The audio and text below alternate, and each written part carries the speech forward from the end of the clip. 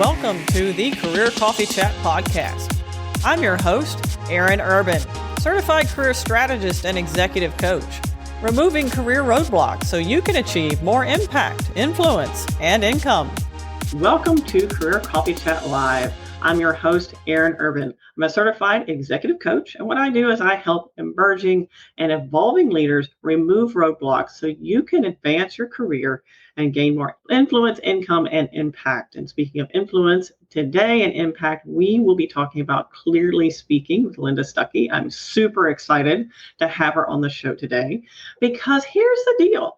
Your success and your credibility is driven by you, but it is not determined by you. It is determined by other people. Ooh, this was a hard concept for me to absorb and actually bring into my person and my being and accept as a young professional, but it's very true. So what does that mean? Well, that means how you show up, how you comport yourself, your behaviors, how you sound, how you look, and what actions you take define your credibility with other people. However, you drive that, but you don't necessarily say, okay, this person is a fun person to be with, or this person is not a fun person to be with, or this person is a great speaker, or this person is not a great speaker. That's not up to you. That's up to other people. So it's all about that first impression. And it is so important when it comes to elevating your career. So this is why I'm extremely excited to have Lynda on the show today, because she is the master of elevating your speaking, how you present yourself, particularly around how you say, what you say, and how you align your verbalizations with your brand. So I want to welcome you to the show. Come on in, pull up a seat, say hi, say where you're from. Don't be shy. Please feel free to ask your questions, have comments. Put them all in the chat because we want to make sure that you are included, seen, and heard. So I want to welcome you to the show. Come on in and say hi, say where you're from, say your name. I'd love to see you and hear you and have you be a part of the conversation. So let's learn a little bit about Lynda, because this is, by the way, not just for executives. This is for anybody. So if you want to elevate this, learning how to clearly speak, which is easy for me to say because half the time I'm like, blah, blah, blah, blah, blah. But it's critical for your career advancement. For one, being taken more seriously, and you can make more impact at your work. You can avoid idioms and colloquialisms that we're all guilty of. I know I am. That distances diverse audiences and discover straightforward tactics to elevate your speaking abilities and, most importantly, your presence as a person. So if you have a nagging suspicion that people aren't taking you seriously, or maybe they're not seeing you the way you want to be seen, well, this is a show for you, because Lynda Stucky is a coach, author, and speaker, and she is committed to helping mid and senior level executives and leaders reach their potential and align the way they sound with their professional values and roles.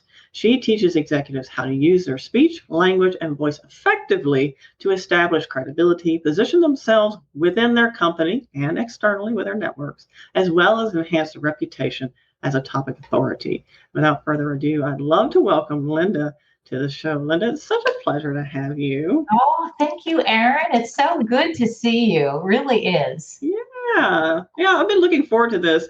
For those of you who are just tuning in, I want to say hi to Cornisha. She's tuning in from the Woodlands, Texas. For those of you who are just tuning in, I want to say we've been looking forward to the show for what is it now? A month or two? Yes. And do your listeners know why how we got together? But wait, there's more. That's so true. So here we are. We're in Alaska. So I met Lynda in Alaska. We took a quick trip to Alaska. Quick, I say, because Alaska's a big state, to be fair, so it takes a lot of time to see it. But I took a quick trip to Alaska in September, late August and September, 1st of September. And Lynda was a part of a small tour that we had. We're touring the Alaskan range by bike, hiking, and by boat. We're doing some paddling as well. So she was a part of that group. And on the first day, in fact, I sat next to her. I was like, learning a little bit about her. And she's, this is what I do. I help executives articulate better and elevate their presence. I was like, I have to have you on the show. Yeah, it was so funny that you and I were there together sitting together for the first day, right? And started talking about all of our backgrounds and stuff. So I was also very amazed. Oh, well, Cool. I'm just so glad that situations worked out and we were able to connect. Most importantly, have you on the show today. Yeah. And I would love for you to share with those people who are tuning in now or tuning in later to either the replay or the podcast.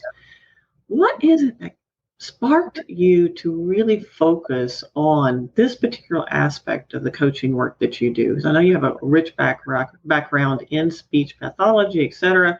Well, what does that evolution look like for you? Yeah. Yeah. Well, as a speech pathologist, I was always interested in helping others communicate to their very best potential, just to maximize their communication skills, whether I was working in a hospital or at a school, in a school system. But the work that I do now with executive leaders is incredibly satisfying just because of the quick transformation they feel as they improve their communication skills. And their increased self-confidence that they receive or they feel that they get after working on a skill elevates them in such a way and gives them the determination to do more. And quite frankly, working with executives, it's a whole different population of people compared to elderly people, for example, in the hospitals or children in schools, which I loved also. But this is just like a different population that has so much more. I don't know. They're just really intelligent. They're interesting, and they are climbing the career path. They are moving up, and they just want to do the best they can. So it's been a great way to learn about people and help them. Yeah, help them elevate their impact and their influence for sure, because that's what it's all about. And for those of you tuning in now or later, we were watching the podcast or the replay. By the way, if you are watching later on in podcast replay, we will get your comments. So just because we're not quote unquote live at that moment doesn't mean we won't see what you have to say. So feel free to add your comments in the comments section and we will get back to you. But most importantly, Lynda, it was interesting that you mentioned, elevating and bringing up that I think what you're maybe thinking about is that drive, right? What they're able to actually take from the skills and the techniques that you teach them, what they're able to do with that is very transformational for them, and you're seeing that growth and that gratitude and development. That's so exciting, right? And that's one reason I do what I do too, because I know transformation is wonderful, and being able to see them make greater impact and have more influence in their lives is fantastic. Now, share with me a little bit, if you don't, when you're working with people and they're not maybe getting the results they like to see as a outgrowth of their verbal articulation. What are some things that you look for in your line of work that says, okay, well, maybe these are some areas or maybe some common areas people normally need to work on other than accent modification? So I have a list of 12 different speech, language, and voice skills that all contribute to our sound. And for example, under the umbrella of voice, you would have your loudness level, your pitch, you'd have intonation and inflection, you'd have the quality of your voice. These are all things that kind of fall underneath our voice. And by the way, any of these things that I'm talking about can be manipulated to a certain degree, to change, to get more of, to take, to have less of. And that's what I work on. When we discover somebody has too much of something or too little of something, then we do the coaching to help them get that. The under the umbrella of speech are things like your rate, how fast you speak, your pronunciation and diction. It could be I'm blanking for right now. Let's go to language, because language has to do with the vocabulary that you use. It has to do with how concisely you speak. And that's a huge one, Erin, because some of the people that I work with who are executives and they're climbing the corporate ladder, they are now in new roles. As they move up, they discover that their communication that worked for them earlier in their career no longer works for them as they move up. For example, they might have more public speaking or they might be doing presenting before a board, for example. And so that communication then is completely different audiences. So they need to adapt to the way in which they speak to those audiences to craft the messages that are relevant to whomever they're speaking. And this can be really tough for somebody who's very, I'll say analytic, who likes details, who likes to get in the weeds with how things were done. Then they're elevated to a different level, and they now have to make, a lot of people don't care. Maybe a board doesn't want to hear all the details, how they arrived at some conclusion. And so now they have to learn how to craft a message that's very concise. Tighten that up. Yeah. And that's actually one of the biggest areas that I work on, is just crafting messages that speak to certain audiences. Right. Yeah. I get that a lot, particularly with the emerging and evolving leaders that I coach, because at that band, when you are either newly a leader or let's just say you want to move up in the ranks, you're absolutely right.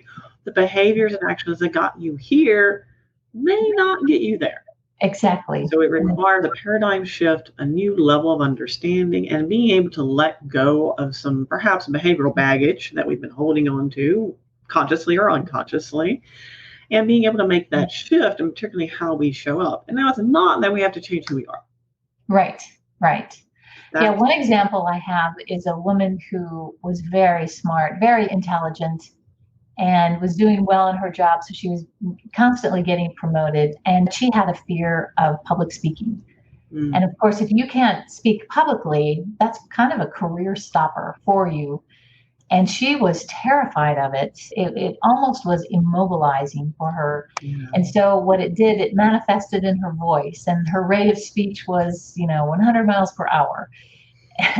And so by working on some of those things, she was able to slow her rate of speech. She was much more interesting to listen to. And but it took practice, because that was not something that she enjoyed or wanted to do in the first place, but she was drawn there because of her promotion. Right. Yeah.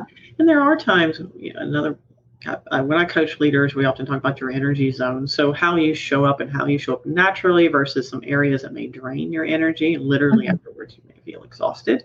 And for this lady, it sounds like probably, even though she was able to show up much better thanks to your adept coaching, afterwards she was really she was what? She was just tired. She was exhausted afterwards. Yes. It's just not something. Take my husband, for example. He's very much an introvert. However, he is also extremely articulate in his subject that he is interested in, and is a wonderful orator. However, afterwards, he needs space because he is completely exhausted. Right? And that's normal. But, it's interesting, because I have also worked on my speech. I know it doesn't maybe sound like it, but quite a bit. Historically, my way of speaking was much faster, much more slurred. I still have to focus on enunciation, because I'll tend to mumble my words together, and I can mumble mouth, right? That's the way I grew up speaking, and also with a very distinct Southern accent. To the point where when I graduated college, I was convinced that I could never work any further north than maybe Georgia. Because no one would take me seriously. And it's not that I couldn't do it, or I wasn't adept, or wasn't able. It's just how I sounded created an impression that would go against my IQ, if you would. And it's not because any of this, by the way, is based in fact. It's no time, I think, does anybody say, oh, well, you have an accent, or perhaps you mumble words together, or say, too much. It does not necessarily logically equal that you're not capable as a leader or have a high IQ. Nothing to do with one another. Yes. And that's so right. It's the perception. It's not necessarily the actual who you are, what you are. And you bring up some interesting things that I work with. Reducing distractions is so important, because once, like you were talking about the or ums, one that's really, I mean, those are easy to do. Those are easy things to bring into conversation. But if you have a distraction like that, and if it's happening a lot, people start concentrating or focusing on that distraction. And once they're focusing on that distraction, they're no longer listening to you. And once they're no longer listening to you, you're not credible anymore because you just shut that all down. So reducing distractions like what you were just talking about is a huge help to people to make them more credible. Absolutely. Now, I have some clients that they're a little bit quiet, let's just say. And I have to elevate my voice. I go into speaker voice, right? I have to elevate that because normally how I articulate is very low tone. The more nasal tone to my voice, and it can be very low and it's very subtle. It can be hard to hear. If I continue to do that and don't elevate or project more, then perhaps my ideas aren't taken seriously or I'm not heard well, right? Yes. And for those people who may have a softer tone of voice, Lynda, what would your recommendation be? How could they maybe shift that a little bit in a way that's comfortable? Yeah, that's a great question. So there's a couple of strategies that a person can use to do that. One of them is to make sure that you have good breath support. Now, let's say you're really nervous. You're like my client that I was telling you about who gets nervous before the presentation. She is not using good breath support because, as you know, sometimes when we are nervous, we just kind of let go and we get tense. So she wasn't using good breath support. And learning to relax and then be able to take that breath and be able to use it for a good, solid voice is one way to do that. Another way, and that breathing is behind everything. So good breath support is an absolute must to have a good, strong voice. But another thing you can do, and I love this little trick, the trick is to pretend that you are from your vocal cords to your mouth. It's like a megaphone. And as you know, with a megaphone, that increases your loudness. So I ask my clients to really exaggerate their mouth movements and try to make the space in front of their mouth, the end of that megaphone, as big and wide as possible, so that the sound that's coming up from your vocal cords is bouncing off all those bony spaces in your mouth and allows that sound to just really expand and go out really well. Now, the beautiful thing about this trick is that if you do this, if you are using exaggerated mouth movements when you speak, it's hard to talk back. You're going to have much better diction. You're going to have a really beautiful resonance, and resonance has to do, you were talking about nasality before. Nasality is increased if we keep our mouth really closed like this because there's no place for the air to go. It just kind of comes through our nose. But if I open my mouth really widely and I speak, the air is coming out of my mouth. And so my resonance is deeper and richer. So this one trick really benefits many different areas of speech and voice. And I love it because of that. I don't like to kill birds. I like to kill. Let's call it colloquialism. Right. Oh, yes. Let's talk about that. But yes, you do one thing and it benefits many things. So that's a great little trick. Has multiple areas of value. It does. And I think you just coached me, Lynda. I probably need to hire you actually because I am not good at opening my mouth to talk. Yeah. I do. I just keep my mouth kind of tight. And I've noticed that about myself. And I try to do my best to change it within reason because I don't want to look like a weirdo. You don't, though. That's the thing. There's some broadcasters who really use their mouth when they speak. I'm thinking of somebody, Savannah Guthrie. She's on maybe, I'm not sure which news channel, but she really uses her mouth and it just looks natural. And I'm trying to use it right now. And I don't think that it looks unnatural necessarily. It's just getting used to that feeling. If you're like this all the time, you can hear that my voice just doesn't carry nearly as well as you're absolutely right. If I really open my mouth and talk a little bit with more exaggerated mouth movements. So I call it the megaphone trick. And I highly recommend it. That's Yeah. great. Thank you so much for sharing that, because I know, and for those of you tuning in now or later, please don't be shy. Speak up if this is something that you maybe struggle with. And if there's anything else, maybe you feel like, okay, well, I say too much, or I have to mean Mhm. filler words, or Mhm. perhaps I'm not being taken the way I would like to be taken when I am speaking with other people. It's not necessarily presentation or public speaking, but if it's any instance where you're trying to articulate a concept and you notice that in some situations, repeatedly, it tends not to quite come through the way you would like it to. What a person can do is you have to have awareness. That is really the very first step. And I guess you said there's awareness that maybe I'm not getting my message across. That's my first awareness. But then you have to ask yourself, well, why? And maybe the first thing you need to do is listen to yourself to have the awareness of what's going on. So, and there's 3 ways you can do that. You can actually record yourself or listen to your phone message and just ask yourself some questions about your own voice. Do I like this voice? Would I like listening to this voice? Do I like the way I talk? What is good about it? And maybe what could change? And a lot of people find this so humiliating because they can't stand the way they sound on a recording. Nobody can. So, right. So if it's too humiliating, then you can ask somebody. Go to a colleague who you trust and just ask them what they notice about your voice, and see if they'll give you some feedback about that. And if that's too humiliating, you can also hire somebody, of course, and get them to give their opinion. And so, yeah, that awareness, you can't change any behavior unless you are aware that something exists. That's very true. We can't grow what we don't know. Yes.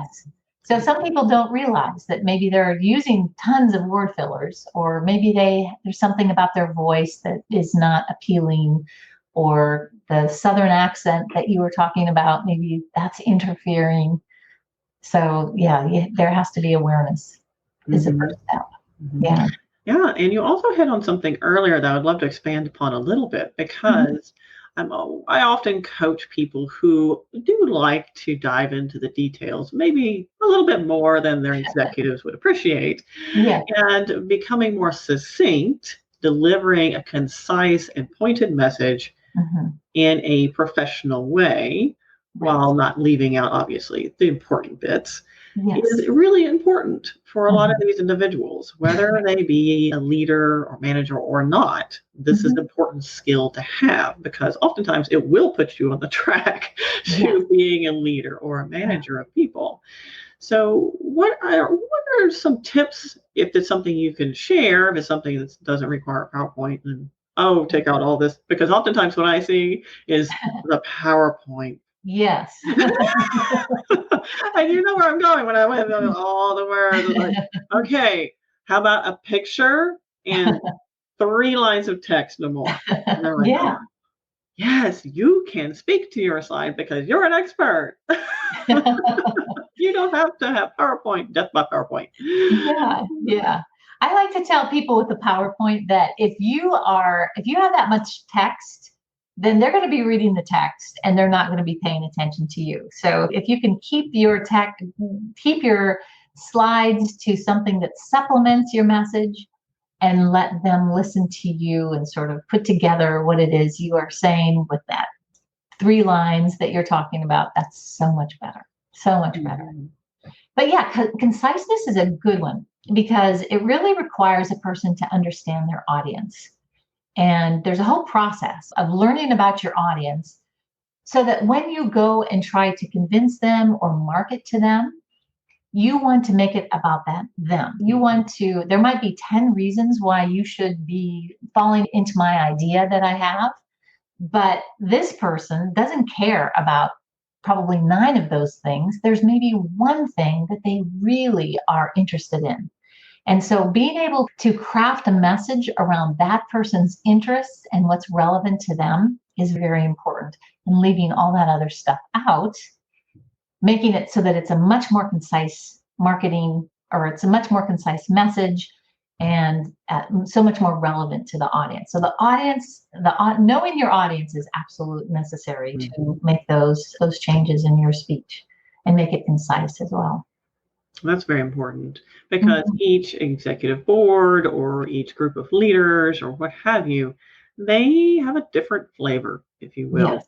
What they want to see, what they don't want to see. Some of them are very critical, and some of them are quite detailed, and they actually would like more information. So perhaps your PowerPoint isn't death by PowerPoint, but you can certainly hand out more information to them physically, then they can read it or not as their pleasure, right? Right. Yeah. Or ask questions or not. So you haven't wasted their time. You haven't wasted your time or their time by giving them too much information. They can ask. And if you're ready, you're prepared because you know so much about your topic. But let them ask the question as opposed to assume that they don't know or that they care. That's gold. Right there. Yeah. I don't care who you are, that is golden right there. Let them ask. Don't assume that they need to know all the things. Right. Let them ask because they will. Yeah. Right. They didn't get there because they were necessarily shy wallflowers, usually. And sometimes they may come to your office later or ring you on the phone or do a chat or what have you is appropriate to your work environment. And that's fine too. Yeah, I agree. Yeah, I wanted to. Is there something in the chat right now? Not right now, but for anybody tuning in, don't be shy. Say hi, say where you're from. And if you're watching the show later, like I've said before, we will see your message. And not in a weird stalking way. We want to help you kind of way. Cornelia says, I do find conciseness to be an issue for her. So she probably really appreciates your insights on being more concise. Is there any other tips you can give Cornelia? And Cornelia, if you don't mind, give us an example of where you might leverage this skill so we'll know how to help you more explicitly. If that will help you, Lynda, help Cornelia get a little bit more of a handle on, okay, how can I deliver a more complex message in a way it's received? Well, one thing, and I'll let her write that up, but one thing I think is really important is to restrict the number of points you want to make to 3 and don't go above that. So if you go above that, no matter what the topic is, that's too many. We kind of handle a group of 3 pretty well. And the temptation is to give 5 things, but no, it's just 3. Just hang on to 3 things. Right. So the other thing is to really make it about them, as I already stated, that they're going to want to do something because it appeals to them and not to me. And what's important to me may not be as important to them. So you have to make it about them. And I always think it's always important to have a call to action, be prepared. Oh, I also like to have a hook, no matter what, sort of come in with something interesting that wants them to listen to you in the first place. And you can start with a statistic, or you can start with a quote, or you could start, something, a little anecdote, something that draws them in immediately to make your points. And it's hard to do that when you are doing a Q&A, for example, but you can prepare for it in other situations. So you can actually prepare for that in a Q&A as well, but it is a little bit more difficult. Right. If you're doing a report out, which is oftentimes not necessarily as exciting as, say, a marketing pitch or something you're trying to gain buy-in from your key stakeholders, if you're doing a report out, you can still lead into it with interest. Oh, so yes. It's something that's of value to those key stakeholders in the room that you know is valuable to them, and leading in with that. So you, quote unquote, got them on the hook immediately. Yes. And you know your audience best. Sometimes if I know my audience is concise in their questioning and they don't ramble on forever, then I will open it up to have those, just a general idea. Okay, this is the idea. Then allow them to do Q&A. Or if I know someone may take this and then run with it because they have an agenda, and I want to manage that agenda and manage the message that I'm delivering and making sure that it's not being misconstrued based on someone else's agenda, I will take more control of the information I'm presenting. So Mhm. just know, again, like Linda said, know your stakeholders. Now she said, Cornisha, I'm trying to pitch software selections to management and increase accuracy and make my job easier. Hmm.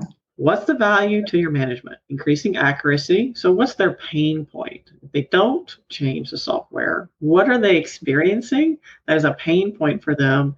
And how can you make them look good? Mhm. How would Well, this that go for often them? is. That is true. That is often what's important to them is, Mhm. and it doesn't. Maybe sometimes it's the bottom line, of course, but sometimes it is making them look good. Maybe, yeah. There's usually a bottom line thing is pretty common. Yeah. And understand what they're valuing and how they can benefit. Yes. I always approach it there first and almost never talk about how it's going to benefit me. It's Oh, for going to absolutely benefit, not. always the benefit to them, Yes. and let them ask the questions. Yes. So, that's always how I encourage anyone to approach these kinds of conversations. Even if it's, let's just say yesterday I was talking to a gentleman who wants to move up within his organization. Uh-huh. And he's getting his opportunity to talk to the new leadership, the executive vice president of his business unit, and he wants to gain more leadership, actual leadership. He's influentially leader, and he's known as kind of the go-to for the group, and he does a lot of administrative leadership type tasks without the title. It's like, okay, now's the time to have the conversation. He goes, but how do I have that conversation without sounding pushy? What are Make they it about valuing? them. Yeah, make it about them. Make it about them. What is your primary goal? What do you want to accomplish? What initiatives do you want to drive? And Mhm. how do you see me adding value? Mhm. Let them make the decision. Anyway, I Mhm. digress. Deanna from Chicago says, hi, I'm from Chicago. Good information, as I am a person who talks very fast. Ah, yes. Yeah. So what are top tips for Deanna? Okay, so go back to that exaggerated mouth movements. That's one thing that will slow you down, way down. So I would start there. And it's really hard to talk really fast if you're really trying to exaggerate your mouth movements. You just can't do it. It's hard. Yeah, look weird too. Good point. I'm glad you share that. So that's one thing. So the other thing is being relaxed. So oftentimes when people are really nervous, and I'm not sure, Deanna, if you are, it was Deanna, right? Deanna. Okay, Deanna yeah. from I'm Chicago. not sure if you're nervous and that's when it kind of comes out. And if it does, then you can take some nice deep breaths. You really learn to relax. A lot of people think of breathing between sentences. Like that's the way that they stop speaking so quickly. They're going to just take some breaths between their sentences. Slow down, take that breath, start again. Then take another breath and start again. So that's another way, that's another something that you can do to help you. So the breath, exaggerated mouth movements, relaxing, those are all great things that you can do. Yeah, and I don't know if it fits into what you're professional, because you're a professional. I'm not. I just figured this thing out. Yes. I went to Toastmasters. Toastmasters helped me tremendously, Oh, yes. particularly when it came to impromptu speaking. Yes, for sure. And I noticed that when you have to think and speaking really fast does not help. You're right. Because you get to the end of thinking and then you don't want those filler words. Yes. So in order to think and speak, I had to slow down, enunciate, right, and give myself and intentionally pause to give myself time for my brain to think of what I'm going to say next, and also help me be more concise in my message. And I would find that I could preempt the let me go off on this rabbit trail and talk. I wouldn't do that because I was breathing as I was speaking. Linda, is that effective? Oh, yeah, that's perfect. That's really great. I want you to think about, and maybe your audience too, to think about perceptions that you have of somebody who speaks really quickly. Do you have something like, if I'm talking to you really quickly, what kind of perception do you have of that kind of person? Impatient, doesn't have time for me, Mhm. maybe drank too many cups of coffee this morning. Uh-huh. Sometimes nervous. Do you get Nervous, perhaps, might right? be nervous? Yes. Mhm. Mhm. Right. So that's the kind of thing that I talk about actually in my book, which is voice branding for executive. Yeah, hold that thing up here. Yeah, Let's I'll see hold the it up. book. Let's see the book. So I take, am I up there right in the middle there? Okay, yes. Yeah. I take all the elements of our speech, language, and voice, and I put them on a continuum. And if you have too much of something versus not enough of something, what are the perceptions that you have? So I'll put you on the spot, Aaron, and put you at the other end of if somebody speaks too slowly, and I mean really slowly. Do you have a perception of that person? It doesn't happen as often as you would think, but occasionally in my life, I have run across someone who does speak quite slowly. Mm-hmm. And it's almost like, well, I have a different, maybe I'm not the right person to ask for this because I feel like they're very deliberate. Mm-hmm. Like they're doing a lot of thinking before they say anything. Right. Now, if they just talk like this the whole time, then I might think maybe they're slow. Mm-hmm. That's not a PC word to use. I know. Don't kill Well, me. it's a perception. That's all. It's just a perception, right? It's not necessarily their actual.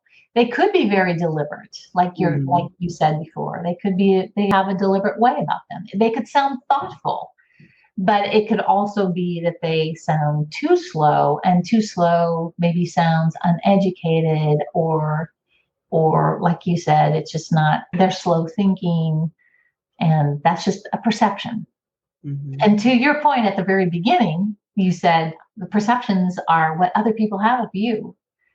What I like to do in my line of work is to get people to think about how they would like to be perceived, how they would like to come to the table, and think about whatever word that is. I have a worksheet that I do with my audiences when I go speak.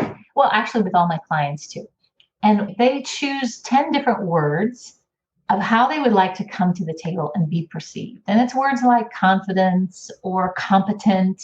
Sometimes it's authoritative. Sometimes it's something else. And I'll just, for a second, I'll say, there's some of my clients who want to be more authoritative. And then you have other clients who want to be softer, that like they have a more soft sound to them. So it's not the same for everybody. It's not like we all want to come across the same way.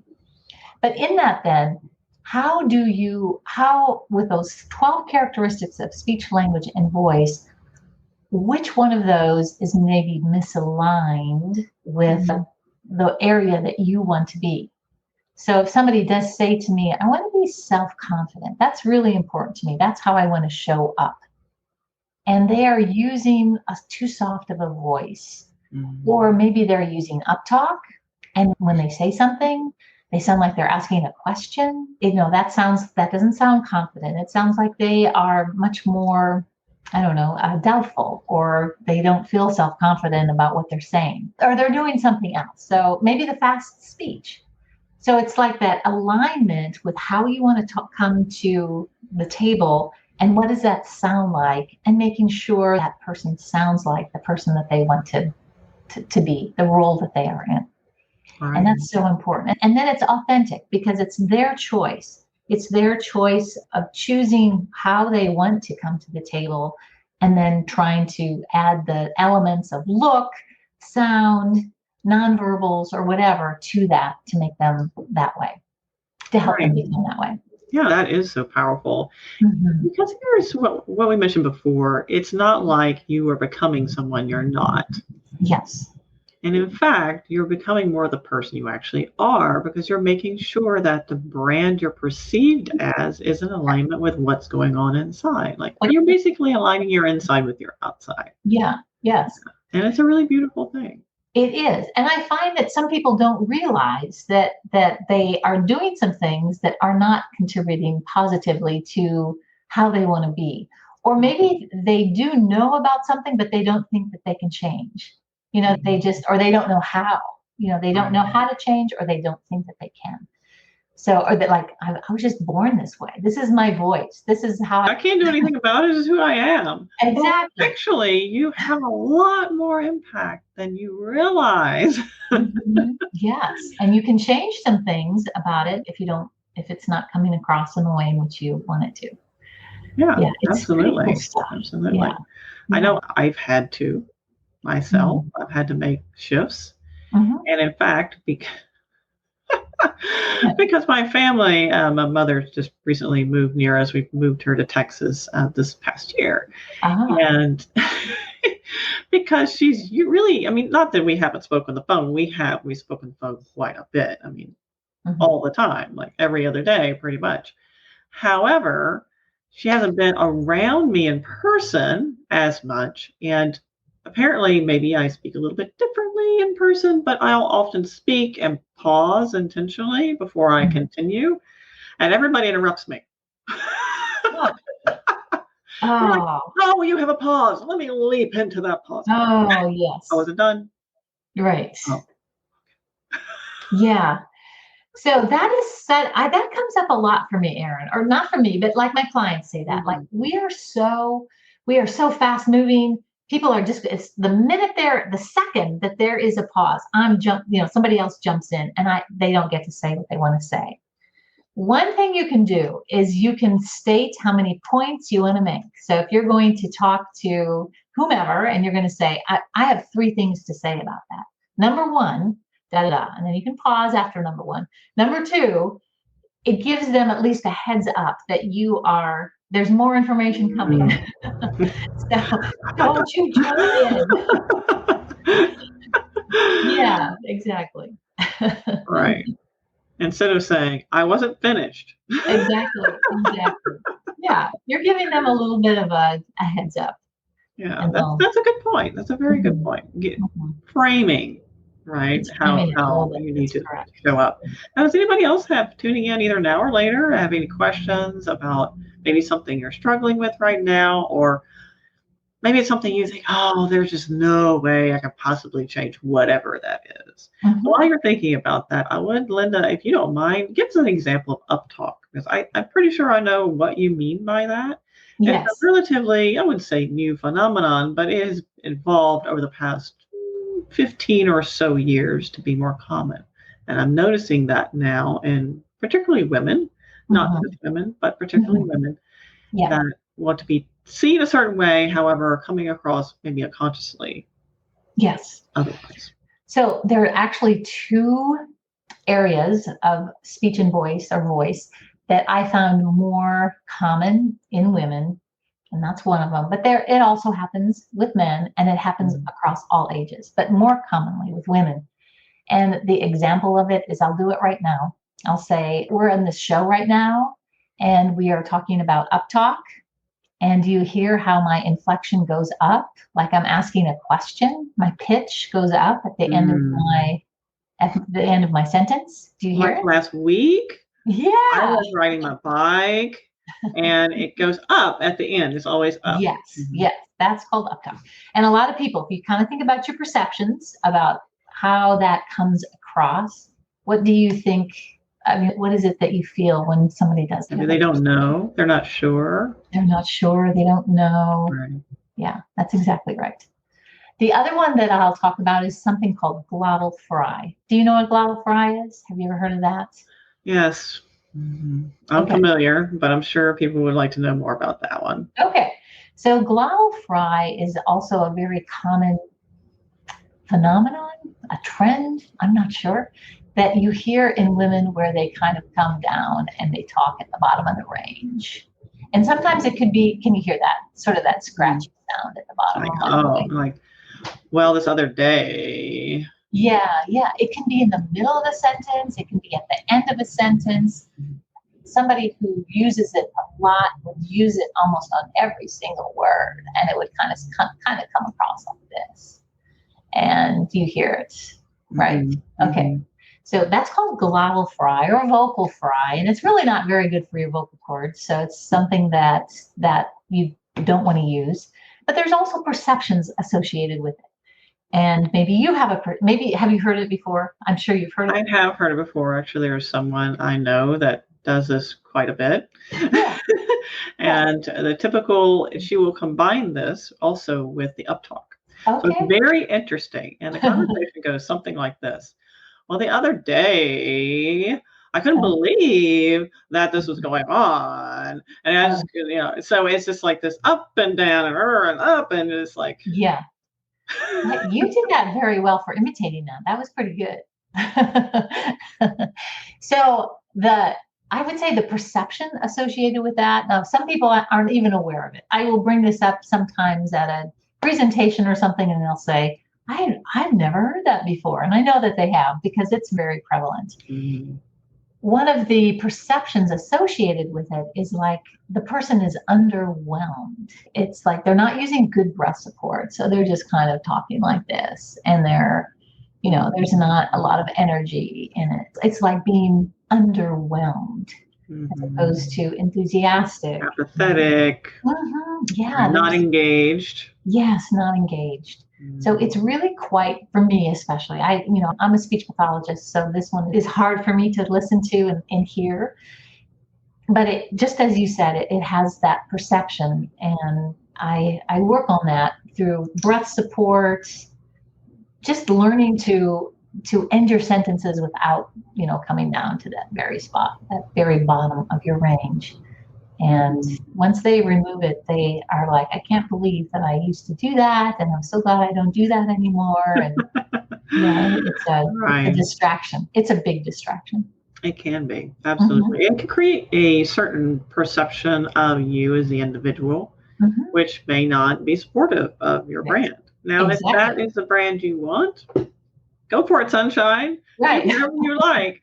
Right. Again, maybe that's not the brand you want. So just being aware, again, as you pointed out earlier, Lynda, is so important to understanding where are you right now? What are these nuances in how I show up or how I articulate that I may need to shift? Again, it's not about being a new person. You're awesome as who you are.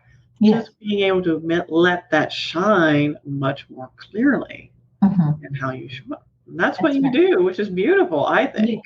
Yeah. Yeah. Fran Drescher is somebody who gets away with glottal fry. If you can imagine her voice, she has a lot of nasality, and she also she uses a lot of that glottal fry.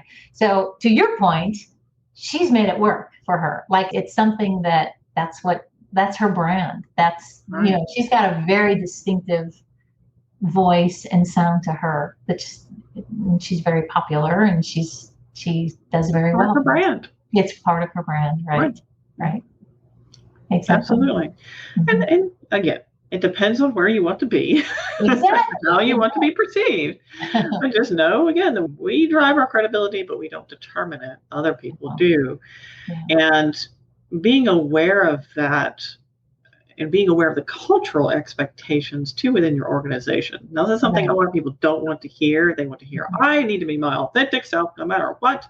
And people just need to accept me. And yes, there does need to be more diversity. And thank goodness we are having more diversity across many spectrums. Neurodiversity, how you show up physically, what you look like, the music you listen to, all of that is now being more widely accepted. And know that we're a strong change cycle. So not everybody has gotten the memo. Right. So we still need to work in some older paradigms and understanding how we can navigate those situations based on, again, as you mentioned, Lynda, knowing your audience, knowing where you need to show up and what resonates to them. That's still true to you. Right. But also making the brand impression that you want. Absolutely. Yeah. So any other top tips, golden nuggets you'd like to share with us before we wrap up the show today? Yeah, I guess the work that I do, you always have to try to find a substitute behavior. So if you're, for example, speaking too quickly, then you need your substitute behaviors to learn to slow down. And there's a few ways that you can do that, the breathing, whatever, the substitute behavior. But that's not so hard. It's not so hard to take a breath. It's not so hard to slow your speech down. the really hard part of anything that we do, like creating a new habit, is learning to practice, or practicing, I should say, and learning to remember to practice, because that's really where it's the hardest. So going from an old way to a new way requires a lot of thought and intention and effort. It just doesn't happen overnight just because you need to talk more slowly. It has to be an intentional process. And I often suggest, start with people at home. Like do it in really low stakes conversations and really get used to this new way of exaggerating your mouth movements. Just do it at home and then start to incorporate it into other areas of your life, and then get to that high stakes conversation, which is the board meeting. If you've practiced a long time down here, then it's going to maybe become more automatic for you up here when you're in that high stakes conversation where you don't really want to have to be concentrating on a slower rate of speech or exaggerated mouth movements. You want to concentrate on the content and not have to do all these other things. So that practicing and remembering to practice is probably one of the most key elements of being able to change a habit. As you know, it takes that kind of intention and drive to do it. Right. Yeah. And it's to take some of the, I guess, significance out of any change is just to remember that a habit that you have now is there because it's repeated over time. A long time, probably. And new habits are created by repeating them. Exactly. And your brain will prune out old habits that you no longer use. So those neural pathways will eventually be pruned, and you will then have the new habit solely in place. Mm-hmm. So that's really cool that our minds can do that. It's called neuroplasticity, the ability to form new ways of being and thinking and having new ideas and new mindsets. Mm-hmm. So Lynda, it's been a great pleasure having you on the show. It's been fantastic information. I just want all of you to know, whether you're tuning in now or later, that first of all, I hope you enjoyed the show as much as I did. I know some people tuning in. We want to thank you for your comments and your questions. And most importantly, know that this information is very valuable, no matter where you are in your career. Mm-hmm. Whether you just graduated college or you're thinking about going at any time in your development as a human being, these types of strategies are very important for you to evolve as a professional and as a person who wants to be in control of your perception. So if you care about that, then definitely. Lynda, how can they find you? I know you're on LinkedIn, of course. Yes. Please connect with me on LinkedIn and let me know that you saw me here. The other way would be to go to my site, which is clearly-speaking.com. Clearly-speaking.com. So that's where you can find Lynda. And she's awesome, by the way. I'm not just saying that because I met her on a bus in Alaska. So it's been a great pleasure. Thank you so much for being here, Lynda. And for all of you tuning in, until next time, my friends, keep elevating. Thank you for tuning in on the Career Coffee Chat podcast. It's been a pleasure. Feel free to reach out to me. My email is coacheurban@gmail.com or tweet at coacheurban, Instagram coach.eurban, or reach out to my Facebook group, Elevate Your Career. I'd love to learn more about you, hear your insights, and what questions you have. You can find out more about me at coacheurban.com. And don't forget, please do reach out on LinkedIn. You can find me at Erin Urban. Until next time, cheers. Here's to caffeinating your career.